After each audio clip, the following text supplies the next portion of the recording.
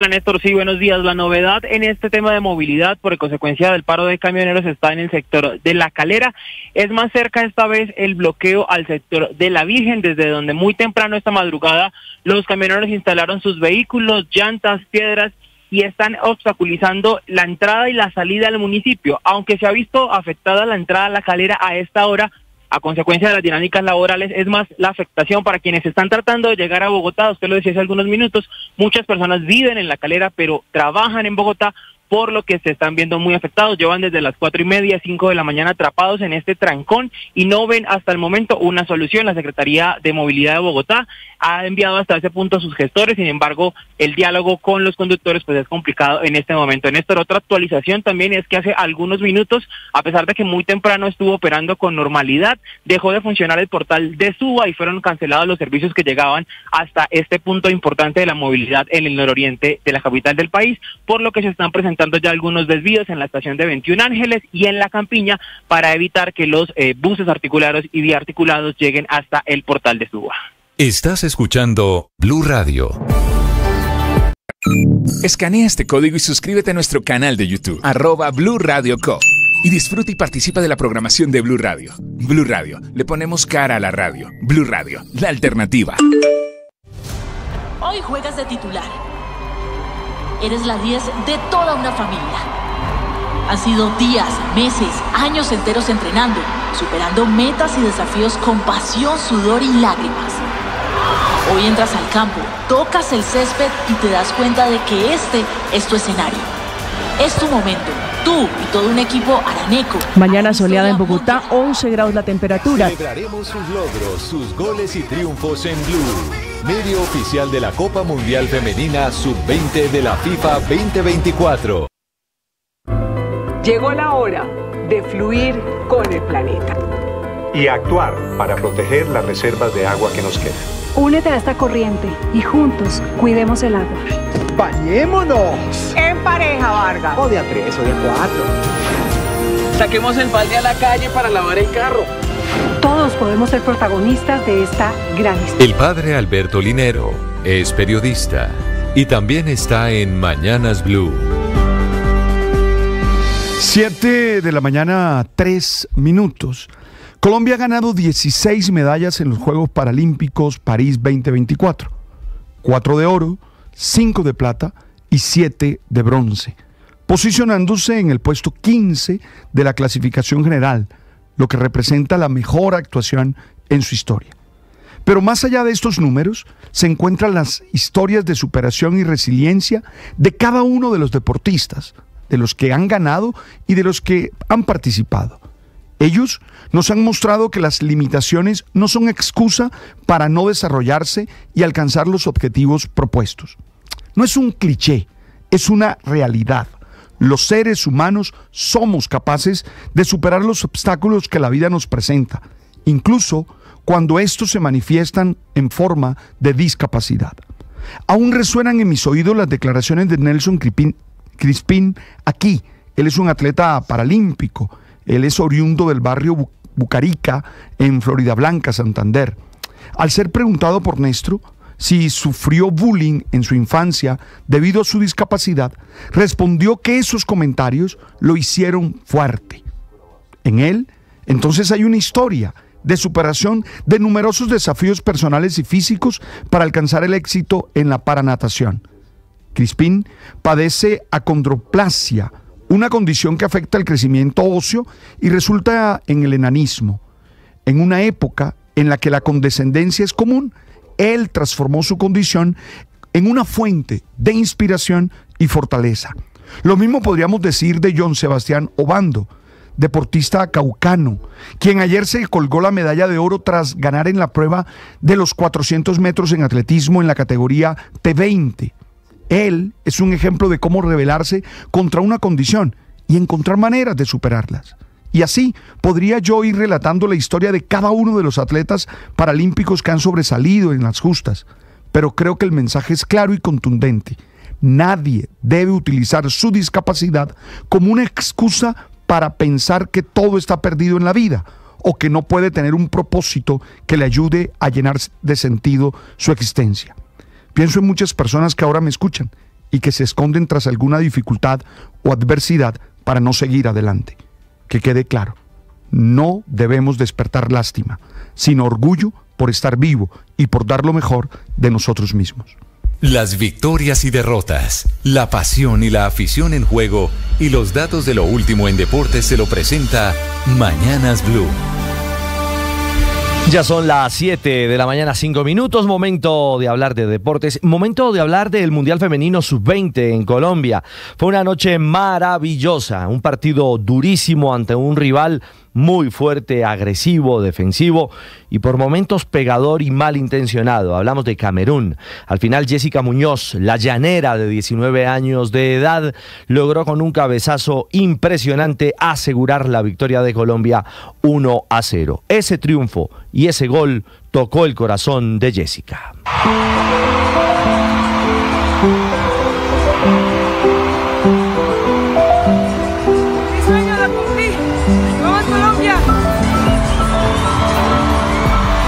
Sueño lo cumplí, vamos Colombia, dice Jessica Muñoz en medio del llanto recorriendo la grama del Estadio El Campín ante los más de 30.000 aficionados, primero que coreaban su nombre y que le agradecían la anotación que valía para la clasificación de nuestra selección. Bueno, la fiesta fue en grande, fue el cierre de la presencia de Colombia en esta fase de grupos en el estadio de la capital de la República.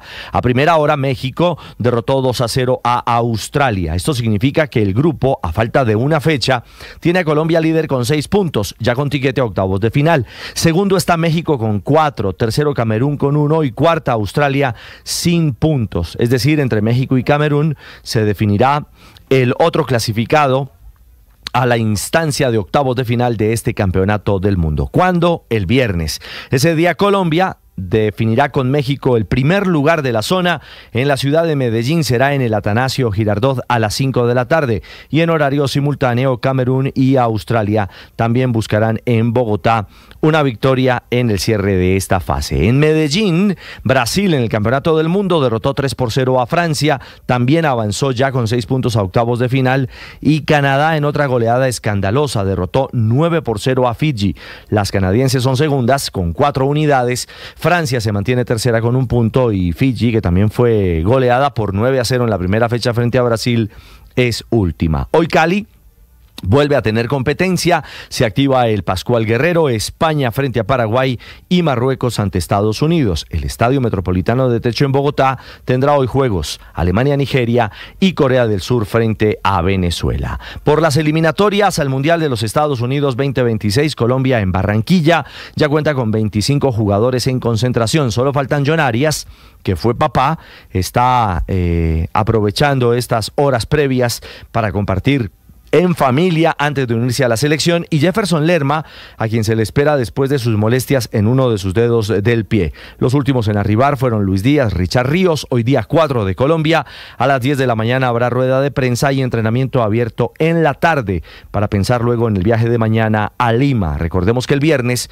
será Perú-Colombia, 8:30 de la noche en el Estadio Nacional con señal de Blue Radio y del Gol Caracol. Y en los Juegos Paralímpicos de París 2024, qué madrugada y qué mañana. En el paratletismo, lanzamiento de jabalina F-34, Mauricio Valencia, medalla de plata, 39.09 metros, su lanzamiento para ser segundo. Diego Meneses en la misma prueba fue bronce. Colombia hizo el 2-3, 37.17 metros. Y en el salto largo T38, José Gregorio Lemos se colgó la medalla de bronce con un salto magnífico de 6.40 metros. El balance parcial, Colombia 16 medallas, 4 oros, 5 platas, 7 bronces, mientras que en el bocha, las parejas mixtas en esta modalidad, Colombia acaba de clasificarse a semifinales con los hermanos Lady y Edilson Chica. Los caleños ganaron 7-3 para Colombia frente a China. Y para nuestro cierre,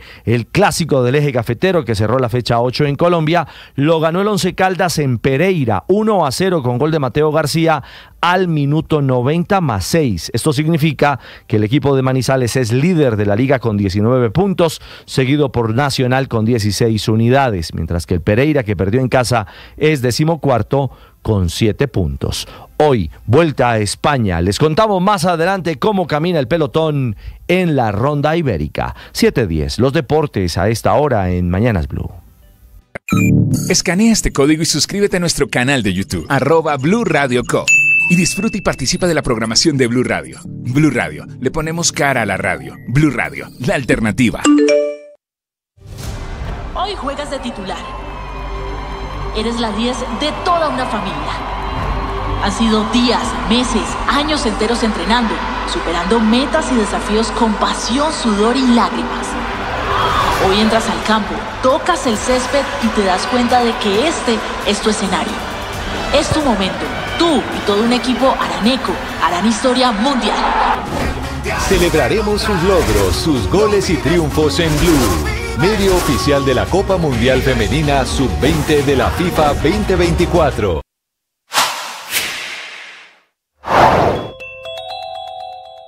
Crisis también educación para millones de niños que, como si estuviéramos en pandemia, no pueden ir hoy a los colegios. Tienen clases virtuales en colegios públicos en Bogotá, colegios privados en Bogotá, colegios públicos en Cundinamarca, en Bucaramanga, en todas partes del país decidieron la virtualidad por temor a que esto se crezca en algún momento. La verdad ha sido, lo de los camioneros, un paro de camiones sin problemas de orden público de momento. Pero metidos motociclistas, creciéndose ahora también con taxistas, la situación es impredecible. La ANDI le está recomendando a las empresas que ordenen también teletrabajo. Hay teletrabajo para los trabajadores del distrito. Y hay crisis en el sector de alimentos en Corabastos, que sigue siendo la plaza de alimentos, la gran central de abastos en todo el país. Entraron 30% menos de camiones y empiezan a subir desde hoy precios de frutas y verduras, que es la consecuencia inevitable. La felicidad está directamente relacionada con la integridad. Nadie que sea incoherente, que tenga desalineada las dimensiones fundamentales de la vida, podrá construir un proyecto emocionante, un proyecto con propósito, un proyecto feliz. Por eso hoy quiero insistirles en la lealtad, en ese compromiso desde los valores más profundos con las personas, con los proyectos a los que le hemos prometido lo mejor de nosotros. Ser leal significa ser confiable, ser sincero, dar lo mejor de nosotros disciplinadamente para que el otro pueda salir adelante. La deslealtad no solo le hace daño a la relación y a las otras personas, sino que nos desalinea y nos vuelve incoherentes. Hoy mi invitación a ti que estás allí viéndome es que seas una persona leal. Ánimo y fuerza. Tú sabes.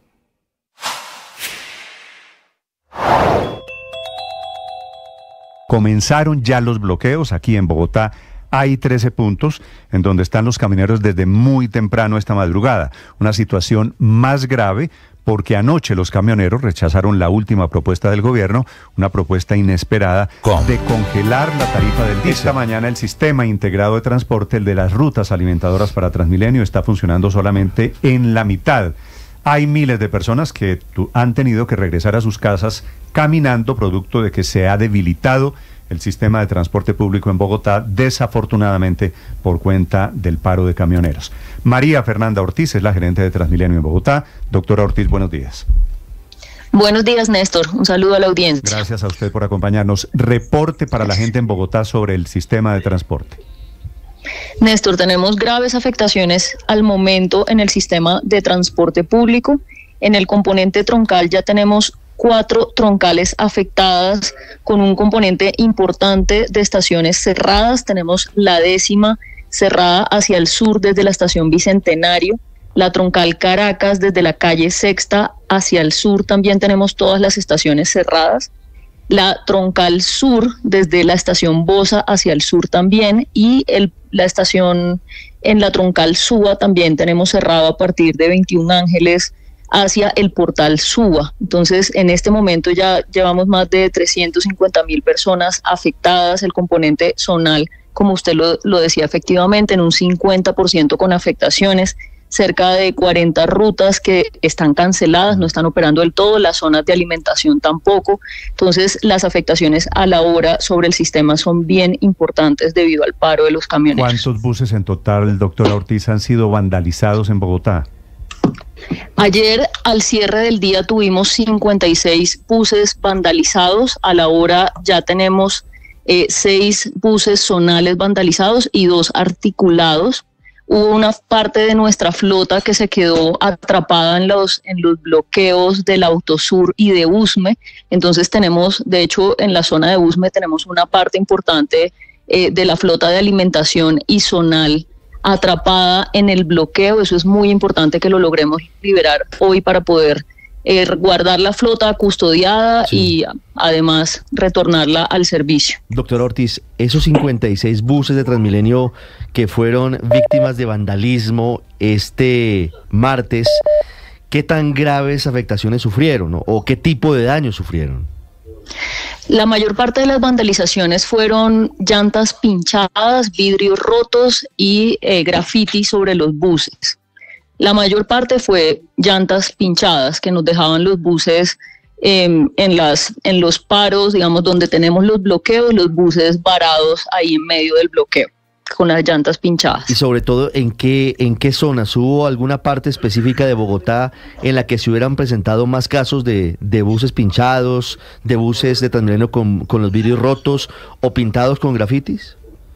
En la carrera 10ª tuvimos varias vandalizaciones en Usme y en la Autosur. Esos fueron como los 3 puntos más críticos ayer en términos de vandalizaciones.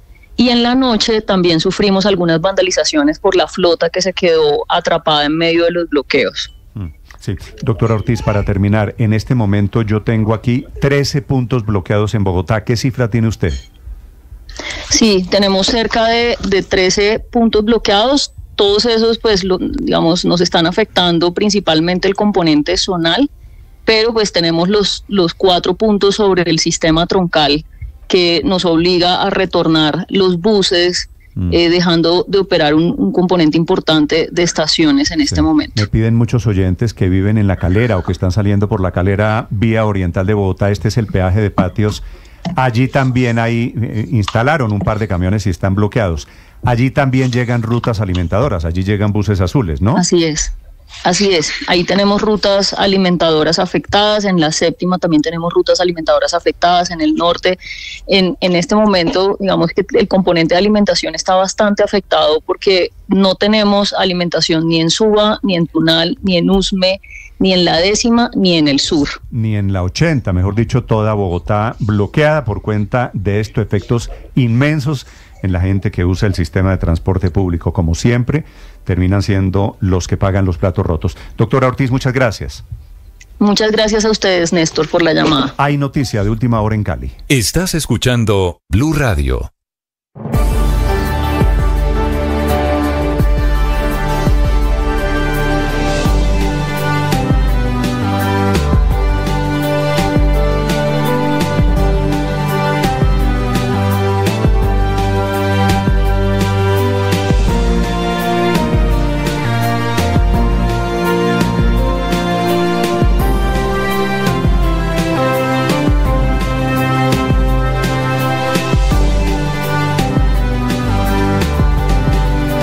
Y la noticia de última hora en Cali es que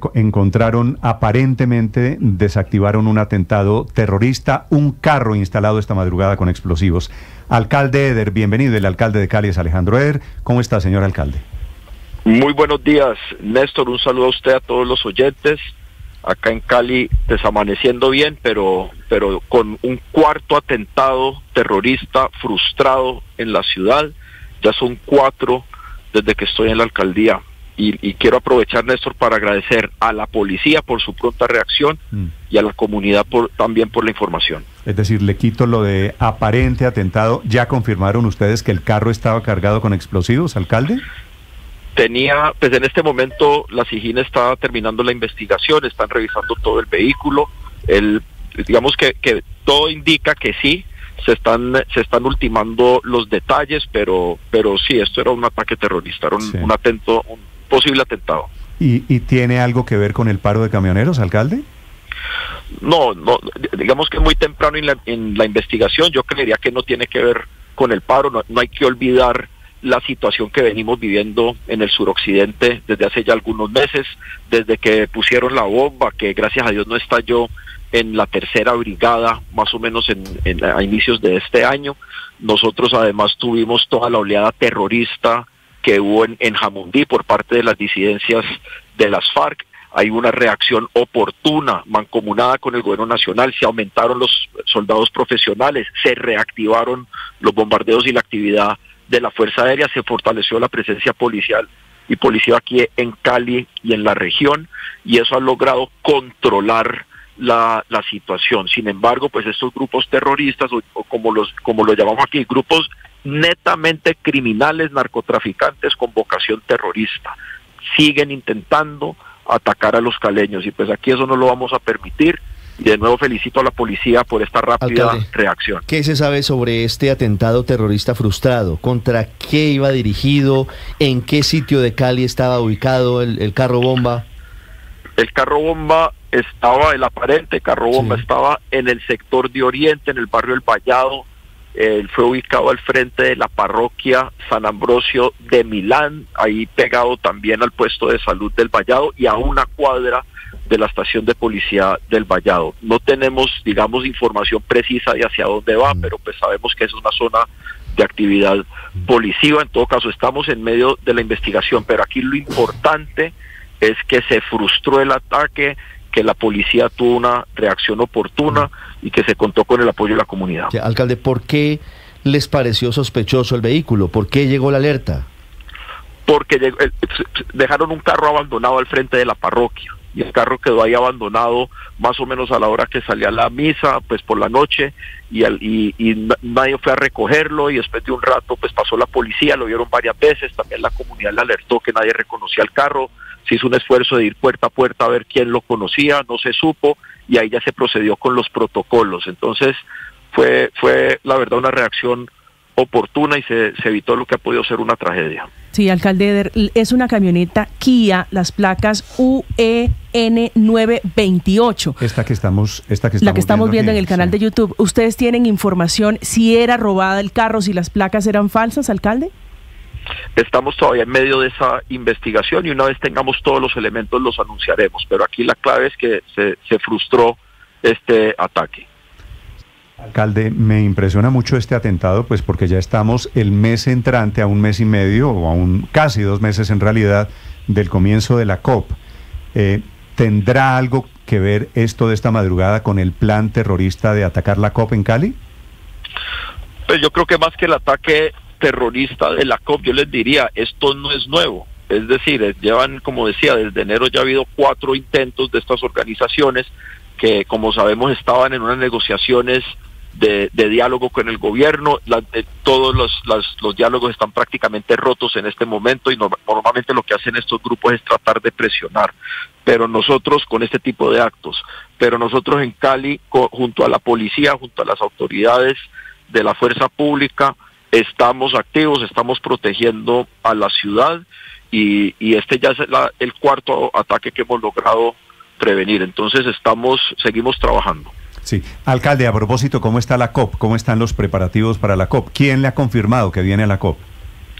La COP va muy bien, ya tenemos más de 150 delegaciones que están confirmadas, va a estar el secretario general de Naciones Unidas aquí en Cali, ya han confirmado 8 jefes de Estado o 10, no recuerdo el número que anunció la Cancillería, es alrededor de 10 jefes de Estado y probablemente llegarán algunos adicionales, y eso es algo que resaltar porque normalmente la COP de más alto nivel es la COP de cambio climático. A la COP de biodiversidad normalmente no han llegado jefes de Estado, o sea que esto es una muy buena señal y también es una muestra de que para la humanidad, para los países del mundo, es cada vez más importante este tema del cuidado ambiental. Sí. Pero ya confirmó el secretario Guterres, el hombre fuerte de Naciones Unidas. Secretario General de Naciones Unidas está confirmado. ¿Y llega cuándo, alcalde?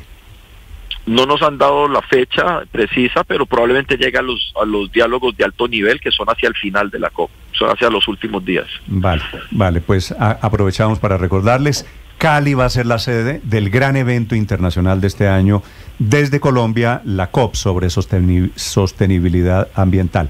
La fecha de comienzo, alcalde, es 20, ¿qué de octubre? ¿29? Es el 20 de octubre o el 19, pues la gente empezará a llegar desde el 15 hasta el 1 de noviembre. Entonces ya estamos a puertas de la COP, un poco más de 5 semanas, la ciudad está cada vez más lista y aquí seguimos trabajando por Cali y por los caleños. Vale, gracias, alcalde, les deseo mucha suerte, lamento lo de esta mañana. Muchas gracias. Muy amable, es el alcalde Alejandro Eder desde Cali, hablando desbaratado un atentado terrorista. Ya se sabía que lo querían hacer. Había dicho Iván Mordisco que no iban a atentar la última contra la COP, pero siguen intentando contra Cali. Ha habido 2 pronunciamientos de Iván Mordisco, Néstor. El primero fue para decirle al presidente Petro que así militarizara y que trajera gringos a Cali, no iba a poder blindar la COP. Y el último fue un video, la última aparición, diciendo que garantizaba la seguridad de la COP, que no iban a poner ningún carro bomba, ningún atentado terrorista en Cali. Por fortuna, el de esta mañana lo descubrieron a tiempo, fue desmontado. En ese carro blanco había explosivos, un atentado que venía en camino. 7:26. Estás escuchando Blue Radio. Escanea este código y suscríbete a nuestro canal de YouTube, @Blue Radio Co. Y disfruta y participa de la programación de Blue Radio. Blue Radio, le ponemos cara a la radio. Blue Radio, la alternativa.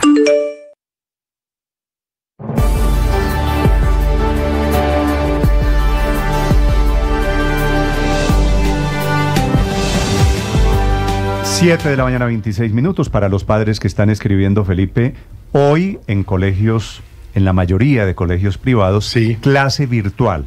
Así es. En los universidades, ¿no? Sí, bueno, claro, por supuesto. Pero con universidades, Felipe, tengo informaciones diferentes. La Nacional, por ejemplo, está virtual. Los Andes está presencial. Javeriana presencial.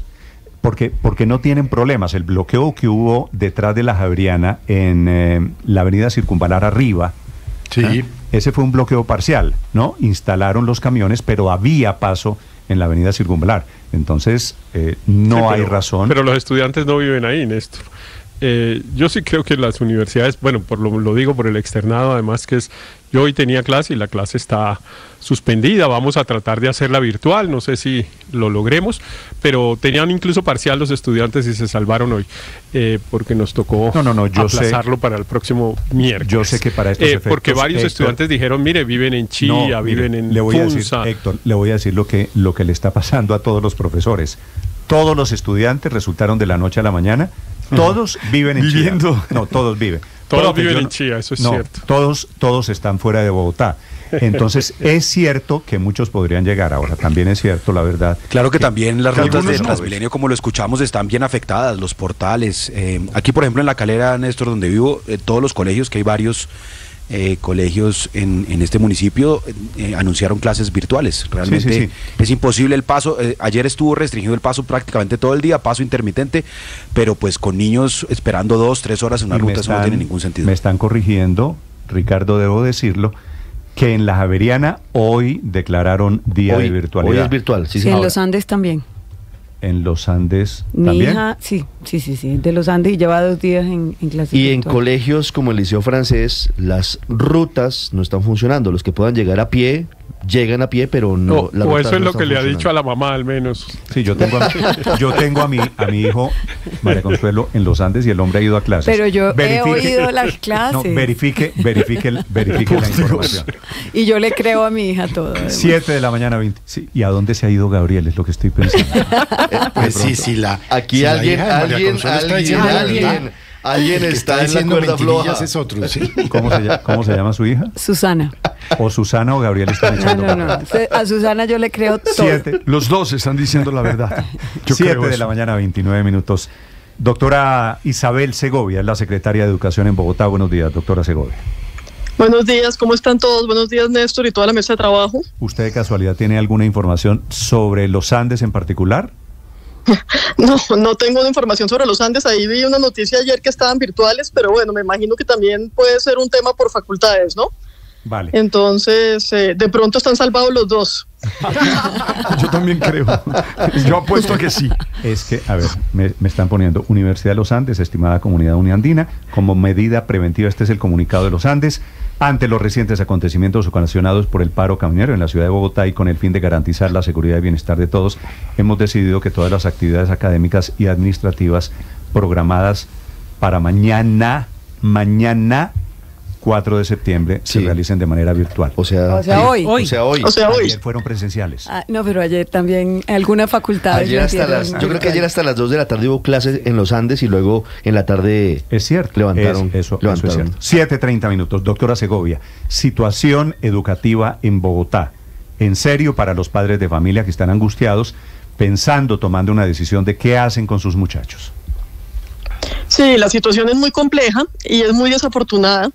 A mí me lleva esto como a los momentos de pandemia y me empiezo a sufrir mucho porque pues los niños se están viendo particularmente afectados. Siempre pasa cuando los adultos empezamos a tomar decisiones que no los consideran a ellos, pues terminamos afectándolos a ellos. Nos vimos obligados a cerrar el sistema público hoy, justamente porque las familias normalmente logran llegar a los colegios, pero los que no están logrando llegar es los docentes, obviamente. Los colegios públicos de Bogotá pues quedan la mayoría en el suroccidente o en Suba, y el tema del transporte de los docentes y el personal administrativo de los colegios está muy complicado, y pues nosotros no podemos arriesgar recibir unos colegios y no tener quien les dé clase y quien los cuide en los colegios. Entonces, pues estamos en una problemática a la cual no hemos querido llegar, nunca hemos tratado de evitar. Ayer logramos abrir los colegios hasta el mediodía, la jornada de la mañana transcurrió más o menos en normalidad, pero no pudimos mantenerlos abiertos por la tarde. Sí, usted tiene un cálculo, doctora Segovia, ¿cuántos niños en total afectados por el paro de camioneros, de una u otra manera, o porque cancelaron clases, o porque tienen virtualidad nuevamente? Sí, afectados, digamos, del sistema público son más de 730,000 niños y jóvenes, y el cálculo, pues todos los colegios privados de la periferia están cerrados pues, por el tema de los bloqueos, y varios de los colegios públicos de estas zonas también, porque tienen las mismas problemáticas del tema del acceso pues, de los adultos a los colegios. Estamos hablando más de 1 millón de niños de Bogotá, niños, niñas y jóvenes están afectados hoy por la falta de servicio educativo. Doctora Segovia, ¿cómo están haciendo para, en el caso de los niños de los colegios públicos, los que reciben el refrigerio, la alimentación escolar, doctora Segovia? Sí, ese es otro tema muy desafortunado. Ayer logramos en la mañana entregar refrigerios y comida caliente, y logramos al principio de la tarde, para las jornadas de la tarde, les ofrecimos a los papás de los niños que se podían acercar, que podían acceder a comida caliente. Sin embargo, ya por la tarde tuvimos una cantidad de inconvenientes con el transporte de la alimentación también. Entonces tampoco estamos logrando suplir los colegios de los servicios, y hoy pues obviamente pues estamos más complicados todavía, entonces no vamos a poder administrar alimentación escolar. En este caso la situación es más seria porque muchos niños, como lo hemos conocido, tienen la posibilidad de alimentarse en sus colegios. Secretaria, la evaluación se hace minuto a minuto, esto puede cambiar muy rápidamente. En algunos casos, ¿estas clases pueden llevarse a cabo desde la virtualidad o eso está por ahora descartado, o hay que esperar a cómo evoluciona el paro de transportadores? Sí, tenemos que sincerarnos en los colegios públicos de Bogotá, y la infraestructura de las familias de los colegios públicos de Bogotá pues realmente no permiten una virtualidad. Eso no es una realidad. Eso fue un cuento que nos echamos nosotros durante muchos meses para mantener los niños encerrados. Obviamente los niños de colegios pues más privilegiados tienen una opción un poco diferente, igual tampoco es la ideal. Nosotros lo que estamos tratando de organizar justamente con los colegios públicos es que parte de las actividades de las jornadas pedagógicas que suceden en los colegios sin los niños, los maestros y la comunidad educativa las empieza a trabajar en clase, o sea, trabajo autónomo de los adultos, para que podamos en esas jornadas pedagógicas que están previstas a futuro poder reemplazar las horas de los niños. Estamos tratando de organizar eso, pero obviamente pues el llamado es a todos nosotros los adultos, al gobierno nacional, a los manifestantes, pues que ojalá dejáramos de afectar la educación y el derecho a la educación de los niños y el derecho al cuidado y a la alimentación, que es parte de lo que nos sucede, y que a pesar de nuestras diferencias y de los bloqueos y las manifestaciones, pues lográramos proteger los niños y los adultos que los atienden para que puedan volver a las aulas lo antes posible. Ministra, en este caso secretaria. Se agotan. Bueno, casi es el equivalente. Mire, a la ministra de cambiaron arreglémosla de alguna manera. Las jornadas pedagógicas están, pues no son muchas en realidad, o las jornadas en las que solamente están los docentes. Si esto se prolonga, ¿tendrían la necesidad de ampliar el calendario para los niños y jóvenes de los colegios públicos en Bogotá a finales de año? Sí, pues tenemos varias cosas que podemos hacer. Las jornadas pedagógicas son por lo menos una al mes, entonces ahí tenemos varios días, digamos, para organizar esto. Obviamente esto nos coge un poco pues en emergencia, entonces estamos en ese proceso, y efectivamente lo que pasa pues cuando tenemos que suspender clases por bastante tiempo es que pues empezamos a usar un poco el tiempo de vacaciones. Ahora hay que tener en cuenta que pues la comunidad educativa pues también está siendo afectada en esto. Esto no es una situación que está generando el mismo sistema educativo, que normalmente eso es lo que nos permite poder alargar jornadas, pues es una situación exógena al sistema educativo, y pues todo esto se vuelve un proceso pues de acuerdo entre toda la comunidad, pues para poder cambiar el calendario escolar. Esperemos que esto no llegue a eso, entre otras cosas porque pues hay unas situaciones de inmediatez que ustedes ya mencionaron ahí en la mesa. Por ejemplo, la alimentación. Es muy preocupante que los niños no puedan ir a los colegios. Allá reciben buena parte de su alimentación, sobre todo los niños del sistema público. Entonces, de nuevo, pues esto es un llamado pues a la cordura para que podamos que algunos servicios esenciales de la ciudad pues no se vean interrumpidos por problemas de movilidad y de seguridad. Doctora Segovia, hay una parte del transporte escolar que se llama transporte especial que también está en el paro, que también han dicho que están protestando porque también se mueven por diésel, que quieren aprovechar para enviar mensajes al gobierno. ¿Usted con ellos en Bogotá ha tenido alguna interlocución?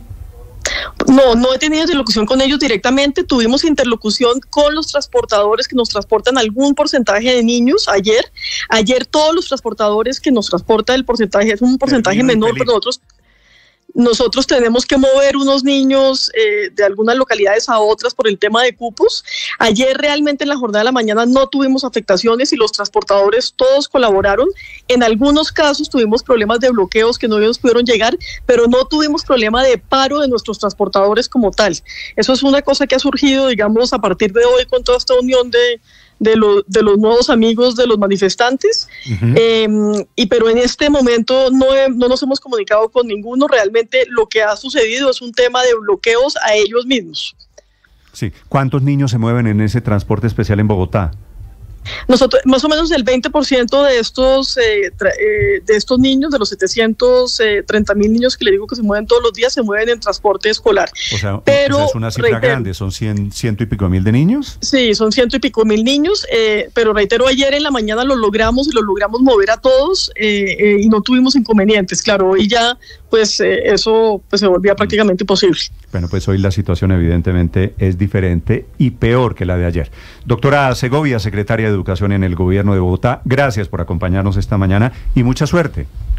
Muchas gracias y espero que tengamos mucha suerte y sobre todo por los niños de Bogotá y del país. Sí, así es. Gracias a usted, doctora Segovia. Felipe, tiene razón ella en que nos devolvimos por cuenta cortesía de los camioneros como si estuviéramos en pandemia. Afortunadamente la pandemia nos dejó la elección de la virtualidad. No, eso fue exactamente lo que a mí me gustó de lo que dijo. Ella dice que eso para los... los de colegio público no es cierto. Para las personas que tenemos la posibilidad de un computador, que tenemos la posibilidad de virtualidad, pero ella lo que más insistió, y yo lo iba a subrayar, es que a los niños, Néstor, es que hay muchos niños que no tienen un teléfono. Padre, lo que digo es, ¿qué es mejor? ¿Que los niños no vayan a clase o que la mayoría de los niños en Bogotá, en todo el país? Lo que pasa es que el servicio público parece que es la minoría la que tiene la posibilidad porque no tienen computador, no tienen celular, no tienen internet, no tienen nada. Me encantó porque dijo, eso es una mentira que nos echamos en la pandemia. Es que la doctora Isabel Segovia, durante la pandemia, ella escribía una columna en el diario El Espectador, ¿no? Casi siempre sobre temas de educación, y yo creo que fue pues líder en esa pelea de las personas que pedían que los niños pudieran ir a los colegios durante la pandemia. Ella fue una combativa de la virtualidad muy grande por esa razón. Pero que lo que es digo, cierto, Héctor, el atraso que se generan los niños. Hoy las personas de estatus bajos no tienen confiando en que esto sea cuestión de días y no de años, como fue la pandemia. La virtualidad, en todo caso, es un recurso y es una opción para muchos niños que de lo contrario estarían totalmente encerrados en sus casas sin hacer absolutamente nada. Eso es cierto, ayuda mucho la tecnología. Para lo que no ayuda es para el tema de la alimentación escolar, porque para muchos niños la alimentación escolar es más del 50% de la carga calórica que reciben al día. Inclusive en los jardines infantiles que tiene la Secretaría de Integración Social, se dice que es más del 70% de lo que algunos niños consumen al día. Entonces, pues esto es crítico, porque mientras más joven sea una persona, más rápido puede entrar en desnutrición. Sí. Muy bien, son las 7 de la mañana, 40 minutos, señor. Sabe que ahora que estamos mirando, pues oyendo a la secretaria y todo, hay una cosa que realmente pues me sorprende, por llamarlo de alguna manera. ¿Qué le sorprende, no entiendo. Felipe? A ver. ¿Dónde está la autoridad, Néstor? ¿Dónde está la policía? Es decir, porque es que las autoridades están para proteger a los ciudadanos en su vida, honra y bien. Fíjese que y entonces el gobierno nacional no va a salir no va a sacar a la Policía Nacional. Y los gobiernos departamentales o locales tampoco. Es que yo ayer oyendo al doctor Galán en Bogotá, el alcalde Galán lo dijo aquí en Meridiano ayer. Sí, diciendo, mire, a mí me da pena, pero pues el presidente tiene que negociar y arreglar. Es decir, entonces, ¿qué es? Pero un claro estado que podría fallido. dar la orden, ¿no? Sí, pero él dijo... No, es que ¿por qué Galán va a dar la orden y se va a echar encima a sus muertos? El alcalde Galán dijo, esperamos los resultados... El alcalde dijo, no me diga. Felipe, el alcalde dijo... Ahora Galán tiene que hacerlo y cuando en el pasado usted decía que no. No, esa es una tarea de los alcaldes, el alcalde dijo aquí... No, es una tarea del gobierno nacional. El alcalde dijo aquí, esperamos los resultados de la negociación entre el Ministerio de Transporte y los camioneros. Y en caso de que fracase, esperamos que el gobierno autorice a que la policía intervenga. Felipe, estamos listos, Felipe, dijo el alcalde. La situación en este momento es, en Bogotá y en todas las ciudades, los alcaldes no se van a dar el lapo gigante de crear problemas. Pero están esperando. ¿Para qué? ¿Para que salga el gobierno nacional a decir que los alcaldes están reprimiendo, que son pachistas? Claro. Entonces, si se llega a crear un problema, imagínese que llegara la policía a sacar una tractomula, se crea el lío, se arma la guerra. Y el gobierno diría, ese alcalde, el de es donde un fascista. Sea, es la extrema derecha. No respeta la protesta legítima. Entonces la policía, Felipe, está utilizando los carros de la policía ¿para llevar gente? No, de transporte público, para reemplazar a los sistemas de transporte público. Pues gobierno, Felipe, el gobierno no lo ha hecho y creo que no lo va a hacer por la información que tengo, meter la fuerza legítima del Estado además, aquí para controlar el tema. Entonces, ¿en manos de quién está el país? Felipe, no sé. Pero son, bueno, aparte son de las disidencias de las FARC, del Clan del Golfo, de Mordisco, ¿en manos de quién está el país? Son maneras de mirar. Estamos en manos de una negociación que de momento no ha dado ningún resultado.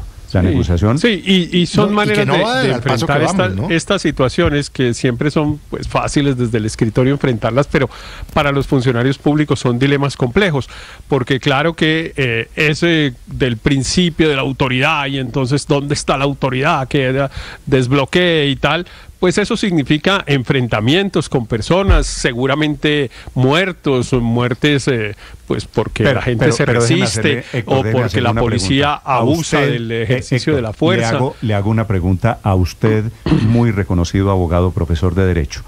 El Estado no ejerce, y no estoy diciendo que se desate la Tercera Guerra Mundial en el peaje de Patios. Le estoy diciendo, aquí se volvió anatema que haya presencia del Estado. El Estado, es mi pregunta, no tiene derecho a usar fuerza legítima que le confieren los gobernados. Claro, Néstor. ¿La fuerza legítima del Estado no es incuestionable? Claro que sí. Y yo puse este tema temprano porque evidentemente me parece que el Estado, la manera como el gobierno está afrontando la situación, lo pone en una situación de debilidad, porque claro que la fuerza legítima del Estado pues es también, digamos, un factor de negociación. Es o negociamos, o ustedes aceptan, o yo utilizo la fuerza para impedir los bloqueos, etcétera. Aquí en el uso de la fuerza, los extremos, como en casi todo en la vida, es lo malo. Entonces, si usted saca la fuerza como... Héctor, perdóneme una cosa, cuando Zuleta, cuando Felipe dice extraño que haya aquí policía o que haya presencia del Estado, Felipe, ¿usted está refiriéndose a algún extremo? ¿Usted quiere guerra contra los camioneros? No, Néstor, pero es que como ayer el presidente trinó y dijo, o publicó en su red X, no vamos a permitir los bloqueos. ¿Y cómo los va a evitar entonces? Pero si ya Felipe, estamos en bloqueo? mire que la policía, por ejemplo, ya ha tomado algunas decisiones que sí van en el sentido de garantizar la movilidad de los colombianos. Ayer, por ejemplo, se conoció que suspendieron todos los permisos y las vacaciones de los agentes del antiguo ESMAD porque están en alistamiento de primer grado. Eso, la figura se llama alistamiento. Ahora, están listos. Pero están listos. Esto es como cuando usted dice, Felipe, listo para la carrera, ¿no?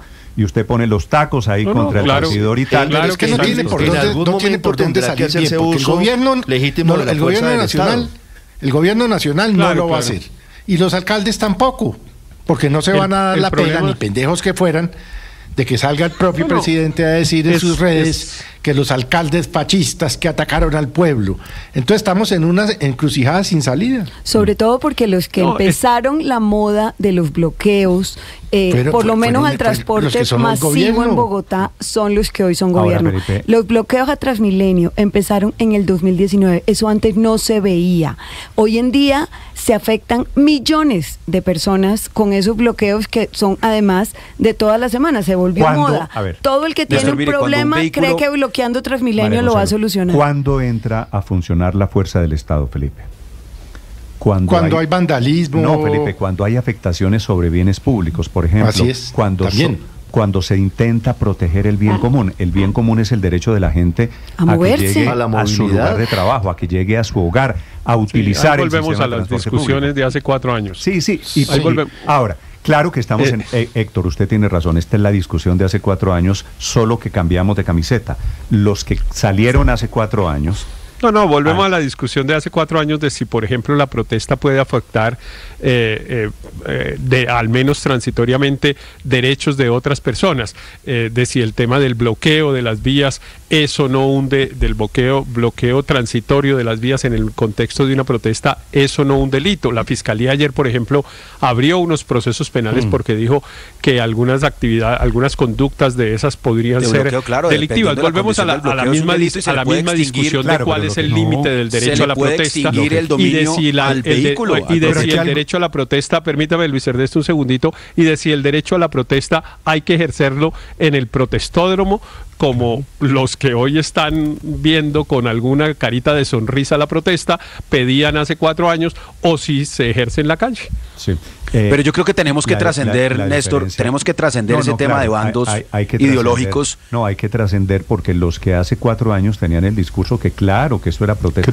Yo veo a los políticos hoy enfrascados en que... veo a los políticos hoy enfrascados que es que Petro dijo esto antes y que Uribe ha dicho esto antes. Eso no le sirve para nada al país en estas condiciones. Lo responsable fiscalmente y lo reconocerían seguramente personas más conservadoras, más de derecha, es lo que está haciendo el presidente.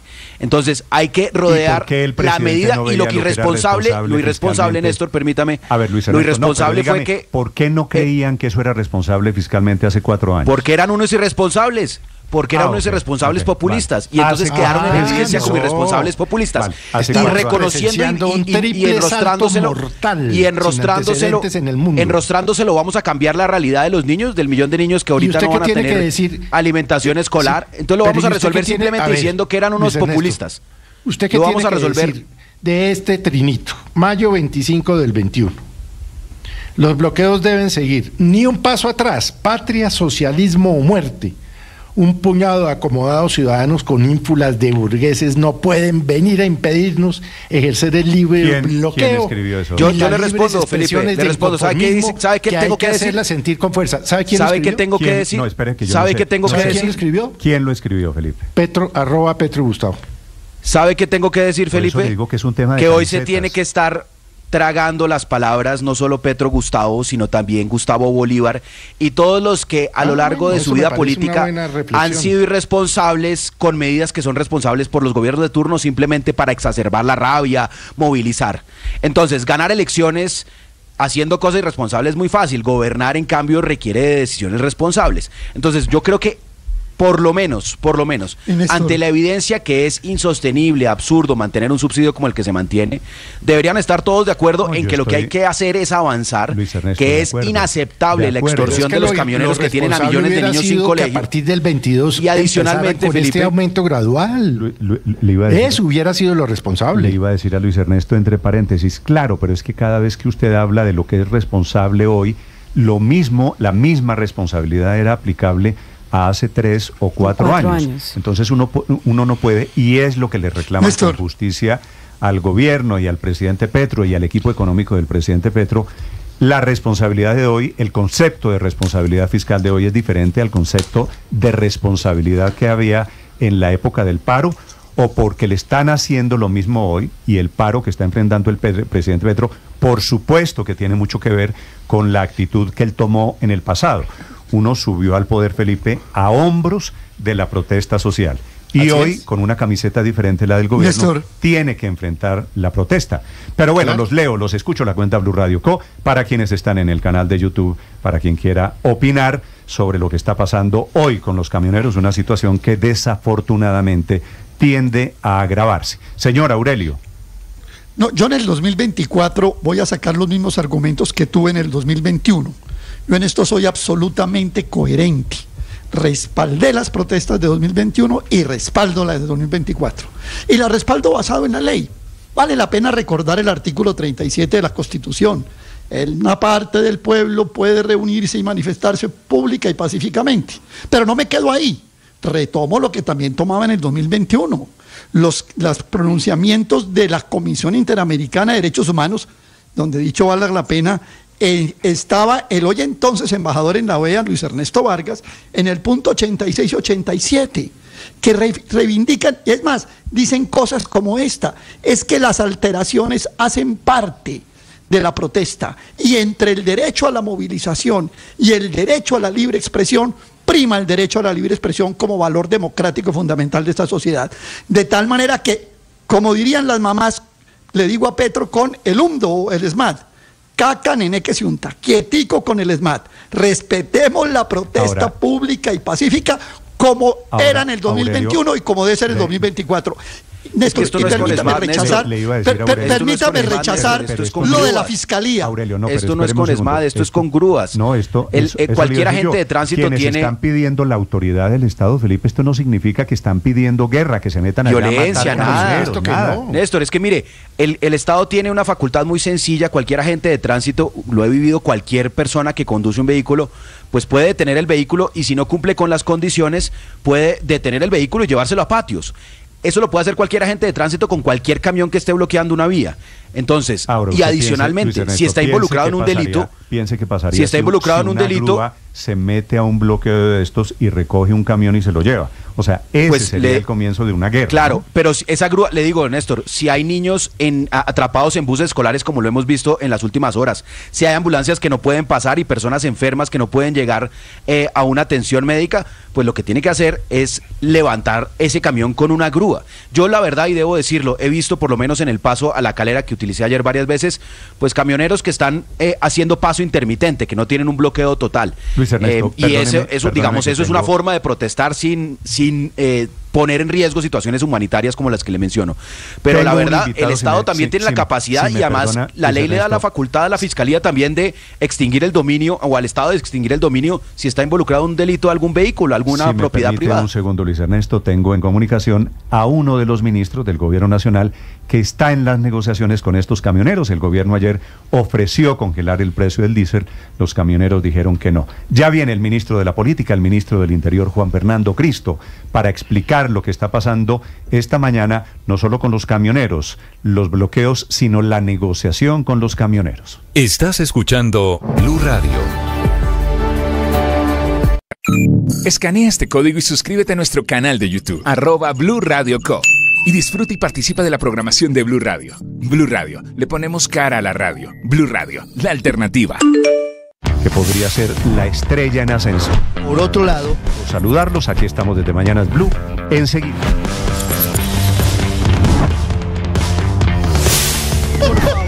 Hola, ministro, buenos días. Néstor, muy buenos días. Un saludo especial a usted, a los compañeros en la mesa y a todos los oyentes. Gracias. Sé que está en el puesto de mando unificado, ministro. Le agradezco que saque un par de minutos para preguntarle. Quisiera saber, para los oyentes, qué está pasando hoy con el paro. ¿Qué reporte tienen ustedes en ese comité de crisis en el puesto de mando?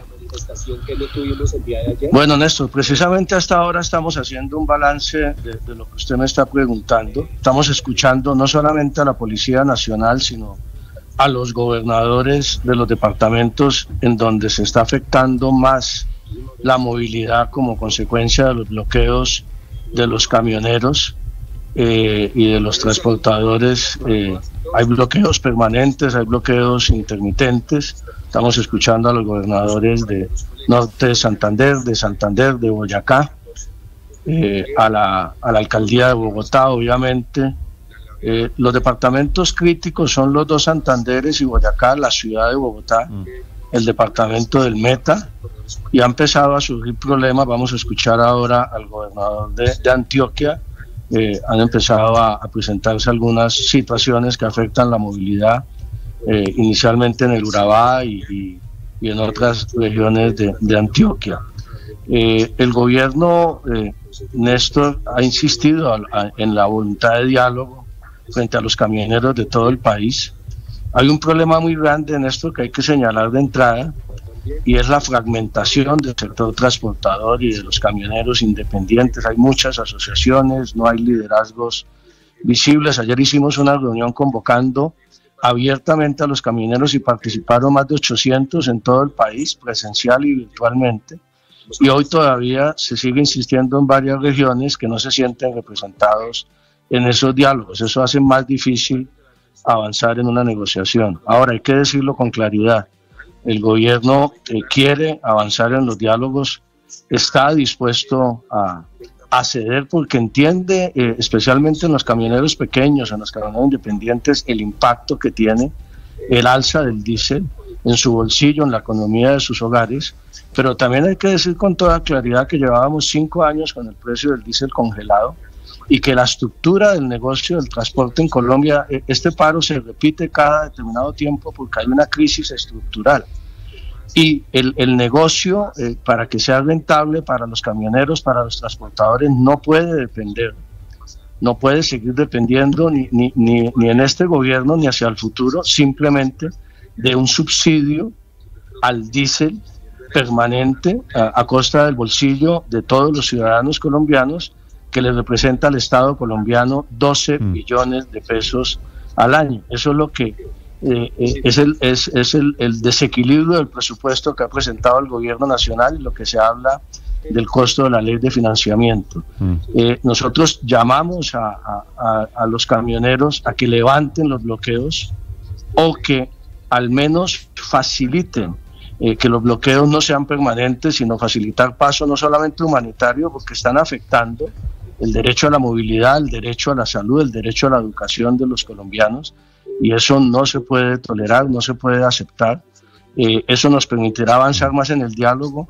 Hay unos sectores de los camioneros intransigentes que más parecen interesados en el conflicto que en las soluciones, porque el gobierno ya cedió, ya el gobierno dijo con claridad que se van a congelar las 2 alzas tradicionales anunciadas hasta tanto precisamente no nos sentemos en una mesa y concertadamente resolvamos los problemas estructurales, que es el de la tabla de fletes, que es el de la reposición del parque automotor y otros problemas que tiene el sector. En esta estamos, hay una nueva reunión a las 9 de la mañana, Néstor, pero queríamos temprano hoy escuchar a los gobernadores de los distintos departamentos para tener una posición clara en lo que está pasando. Debo confesarle que a mí me sorprendió que el gobierno se diera en algo tan importante, es decir, congelar, como usted lo acaba de reiterar, el precio de combustibles, no subir tarifa del diésel el año entrante, que a mí me parece generoso, me parece que es ceder en algo importante.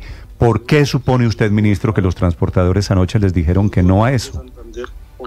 Pues eso es una buena pregunta, Néstor, que nos estamos haciendo. Nosotros ayer, después de la reunión con el presidente de la República, que se tomó la decisión, y con el ministro de Hacienda, de suspender esos dos alzas, que hago claridad, no se trata de renunciar a las alzas, sino de no hacerlas efectivas hasta tanto no resolvamos el problema estructural de el costo de las tarifas. En algún momento, ministro, negociaron algo, es decir, los camioneros quieren que les revoquen el aumento del fin de semana pasado. Lo único que les sirve hasta anoche, vamos a insistir hoy, por eso me parece una posición intransigente de quienes están en la mesa, y lo llamamos a la flexibilidad, lo llamamos a la concertación, es que se derogue el decreto que del aumento del alza de los casi 2.000 pesos que se hizo. ¿Y eso es imposible hoy? Eso es imposible hoy, eso no es una salida para el gobierno. Yo creo que todos los colombianos entendemos que el diésel está subsidiado, que tenemos uno de los diésel más baratos de América Latina. Vuelvo y digo, entendemos especialmente en el caso de los pequeños camioneros el impacto en el bolsillo, y por eso queremos es abordar una solución estructural al problema que se está presentando, Néstor, desde hace mucho tiempo. Hay un problema de mercado, hay un problema de oferta y demanda, hay un problema de tabla de fletes, y vuelvo y digo, la solución más simple para cualquier gobierno y también para los camioneros, es decir, no abordamos ese problema y simplemente nos concentramos en el alza del diésel y mantenemos un subsidio. Eso